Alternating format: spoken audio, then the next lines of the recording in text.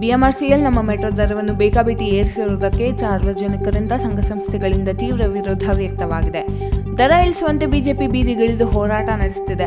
ಮತ್ತೊಂದೆಡೆ 50% ಪ್ರಯಾಣ ದರ ಏರಿಕೆ ಕ್ರಮವನ್ನು ನಾಗರಿಕರು ಖಂಡಿಸಿದ್ದಾರೆ. ಸಿಎಂ ಸಿದ್ದರಾಮಯ್ಯ ಮೆಟ್ರೋ ದರ ಏರಿಕೆಗೆ ಕೇಂದ್ರದ ಮೇಲೆ ಬಿಜೆಪಿಯರು ಕಾಂಗ್ರೆಸ್ ಸರ್ಕಾರದ ಮೇಲೆ ಗೂಬೆ ಕೂರಿಸುತ್ತಿದ್ದಾರೆ. ಆದರೆ ಇಲ್ಲಿ ಬೆಲೆ ಏರಿಕೆಯ ಬಿಸಿ ಶಾಖ ತಟ್ಟಿರುವುದು ಸಾಮಾನ್ಯ ಜನರಿಗೆ. ನಮ್ಮ ಮೆಟ್ರೋ ಪ್ರಯಾಣ ದರ ಏರಿಕೆಯ ವಿಷಯವಾಗಿ ದೇಶಾದ್ಯಂತ ಚರ್ಚೆ ನಡೆಯುತ್ತಿದೆ. ಈ ಮಧ್ಯೆ ಸಿಎಂ ಸಿದ್ದರಾಮಯ್ಯ ಮೆಟ್ರೋ ದರ ಏರಿಕೆಯ ಅಧಿಕಾರ ರಾಜ್ಯ ಸರ್ಕಾರಕ್ಕೆ ಇಲ್ಲ ಎಂದು ಸ್ಪಷ್ಟನೆ ನೀಡಿದರು. ಈ ಬಗ್ಗೆ ಸಂಸದ ತೇಜಸ್ವಿ ಸೂರ್ಯ ಪ್ರತಿಕ್ರಿಯೆ ನೀಡಿದ್ದು, ಮೆಟ್ರೋ ದರ ಪರಿಷ್ಕರಣೆ ಪ್ರಕ್ರಿಯೆಯನ್ನು ಆರಂಭಿಸಿದೆ ರಾಜ್ಯ ಸರ್ಕಾರ ಎಂದು ಆರೋಪಿಸಿದ್ದಾರೆ. 2023ರಲ್ಲಿ ರಾಜ್ಯದಲ್ಲಿ ಕಾಂಗ್ರೆಸ್ ಸರ್ಕಾರ ಅಧಿಕಾರಕ್ಕೆ ಬಂದಾಗಿಂದ ಪ್ರತಿಯೊಂದು ಇಲಾಖೆಯಲ್ಲಿಯೂ ಬೆಲೆ ಏರಿಕೆ ಸಾಮಾನ್ಯವಾಗಿದೆ. ಬಿಎಂಟಿಸಿ ದರ, ವಿದ್ಯುತ್ ಬಿಲ್, ಆಸ್ತಿ ತೆರಿಗೆ, ಅಬಕಾರಿ ಸುಂಕ ಹೀಗೆ ಪ್ರತಿಯೊಂದರ ಬೆಲೆ ಏರಿಕೆಯಾಗಿದೆ ಎಂದು ಆರೋಪಿಸಿದ್ದಾರೆ. ಇದು 1 ಮಿನಿಟ್ ಪಾಲಿಟಿಕ್ಸ್.